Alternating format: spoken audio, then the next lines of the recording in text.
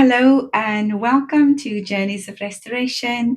I am your host, Jacinta Canary, and here on this podcast, I talk about forgiveness, my faith as a woman of faith, mental health, and everything concerning mental health and wellness. Today is episode 12 of season 1. It's my last episode for the season. And as I was reflecting, I just remember the first time when God said, you need to talk about your life, your experiences. And I was petrified and scared. And I put it off, like I said, for 6 to 10 years and didn't think it was necessary. I thought all the things I had to talk about was old news. Nobody's interested in these things anymore. But God persistently kept pushing me in this direction. And I have been excited, petrified, courageous, brave, exhausted, and even drained at times. But I have learned so much about my relationship with God, trusting Him in everything. And as I reflected upon the start of this journey, I am just really humbled and grateful for God's guidance in my life and His presence in my life. And I was thinking of what to talk about this time, and I just want to share the word shalom and the meaning of what that means to me. Shalom means inner peace and tranquility, and also the Hebrew word for peace describes the holistic and all-consuming peace that changes everything. But we'll take the reading first, and we'll go to Isaiah 26, verse 3, New Living Translation. Isaiah 26, verse 3, and we read, "You will keep in perfect peace all who trust in you, all whose thoughts are fixed on you." I'll read it again.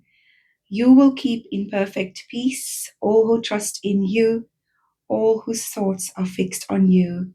And that is from Isaiah 26, verse 3 in the New Living Translation.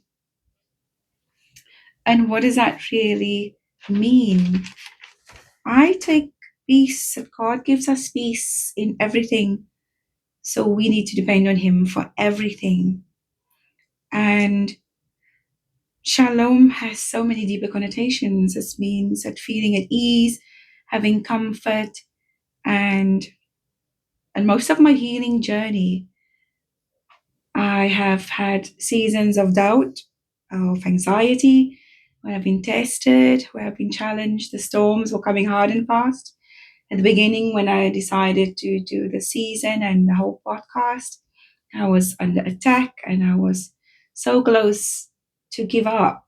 And I fasted and prayed. And in this journey, I've met so many good people who've come alongside me, my family in South Africa, my prayer partners in South Africa, my family here in Scotland, even down in England and United Kingdom, and in New Zealand, in Australia. And it's just been a whole movement. I don't know if you've noticed, but a month or so ago, I stopped making these episodes. I was just really in a difficult, challenging place. And one of my sisters down in England, she phoned me up, Yemi, and she said, "Hey, I missed your episode." And then she would just say, "Let's pray." And I said, "Oh, these things are really tough." And she prayed with me. And, I'm just been really humbled by the dedication and commitment that people have shown me, and the messages. I get message of encouragement to say, "You've really impacted me. I'm really watching your journey and following what it is all about. And just thank you so much." And I didn't know or think that this will have an impact. I just know that I'm still receiving healing from my journey, and other people are receiving healing and it's all to God's glory. And I'll finish off with the way I see God's shalom in my life and in my family's life, my community, and the clients that I work with too. I feel that God just wraps me around Him, and He just intertwines me in the comfort of Him. And I know that I'm safe because He's always with me, even though things are difficult at times. I know that God is with me. I'm a steward and an intercessor, and I take His objectives and His decree and His commands and His requirements very seriously. And this is the way I base my life. I've decided to live my life as a woman of faith.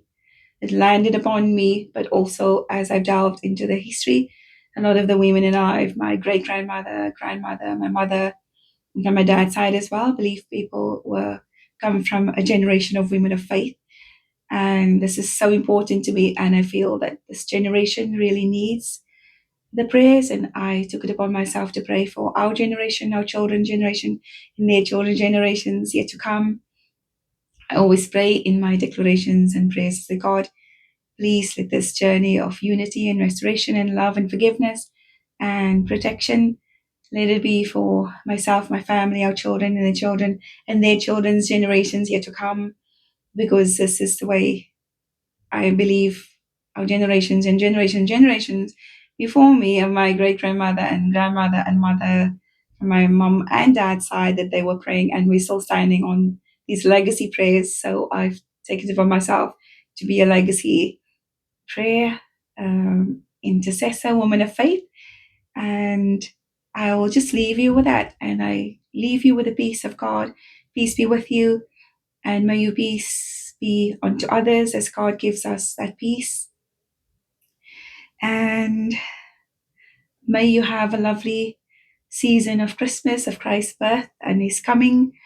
And may it be a very tranquil and beautiful time with your families and friends. And I look forward to seeing you in season 2 in 2025.